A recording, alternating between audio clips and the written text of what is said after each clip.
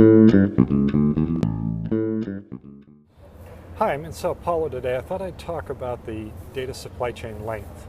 The length of a data supply chain varies based upon the functions that need to be performed. The beginning process begins at some point when balance is created in some way. It ends when that balance is used in a report process. Quite often balances are created and go through many levels of processing before the data supply chain's over and then ultimately get included in many different reports. All of those add up to a data supply chain length. In the modern business world, there's multiple formal data supply chains that have been built over many years now. Finance, or sometimes called accounting, management reporting. Risk is a fairly new one. It's much more developed in banking recently, but in insurance it's very old. There's customer analytics, other kinds of data supply chains that have been created over periods of time. Everything that creates a balance, the balance has to be maintained and updated in some way, makes a data supply chain. The processes involved, though, for these various data supply chains are varying length. In some cases, the customer data supply chain, customer analytics data supply chain might be the shortest, because often the balances from the operational ledgers, the sub-ledgers, are the only thing that are used in the customer analytics process. Maybe there's processes that those balances go through and to get categorized, to get determined as to who gets issued campaigns, what kind of customer segments they're assigned to, those kinds of things. But there's not an additional posting process that goes on in the customer analytics data supply chain. So that one might be, in some instances, the shorter. The next longest one is probably the finance process. Finance processes typically do include posting processes that go on, and that increases the length of the data supply chain over where it was before. But finance doesn't typically have a lot of analytical processes that go on at the end of the data supply chain.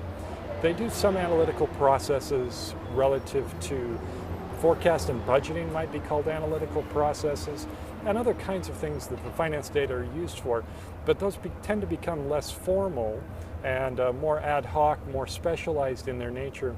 So the finance data supply chain tends to be might be a little bit longer, but again, relatively short.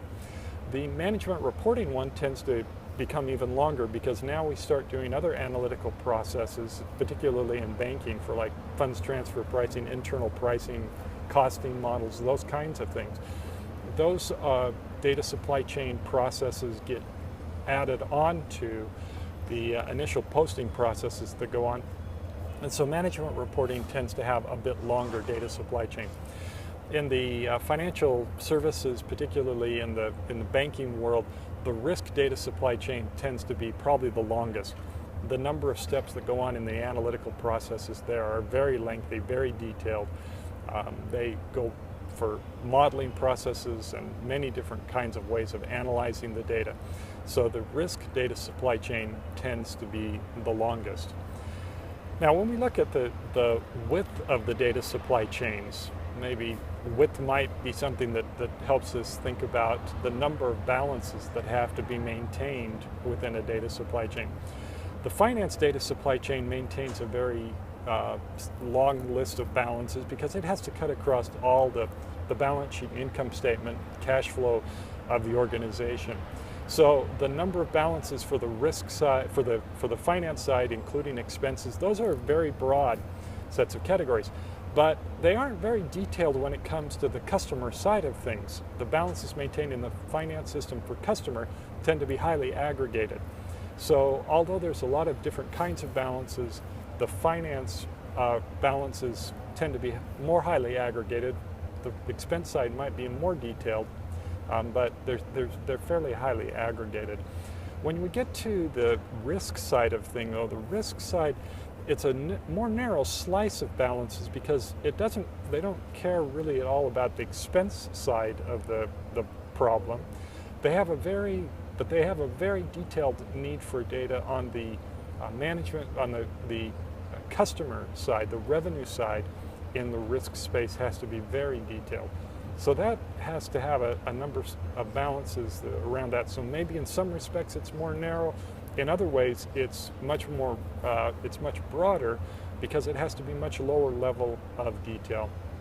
If we were to talk about trying to build a consolidated data supply chain, not everything is used by every one of these, is shared by every one of these major data supply chain owners.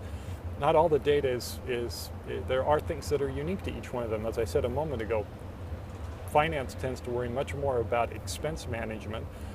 Risk doesn't care about that at all.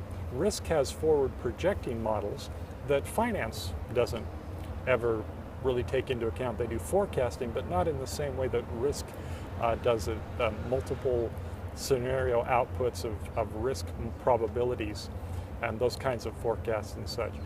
So a consolidated data supply chain doesn't mean that every balance and for every report is shared across every domain.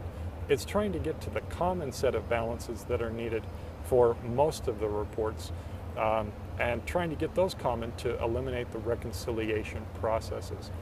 A metric engine would help us to do that because the posting process can become shared and the level of detail is much lower, so it can serve multiple purposes. Also, the step-up concept allows us to build on top of each one of these views. Those things that might be common at the base would be maybe customer, and then get to the unique views in higher levels of these processes. All of these things add up to having to have various data supply chains owners, and they're going to have different types of lengths because the processes that have to be involved go on. There'll also be some unique aspects to them. But a metric engine, the technology behind a metric engine would allow us to manage across all of these and get to a consolidated data supply chain with its elimination of reconciliation, accuracy of the data, and much better use of our quantitative analytical data.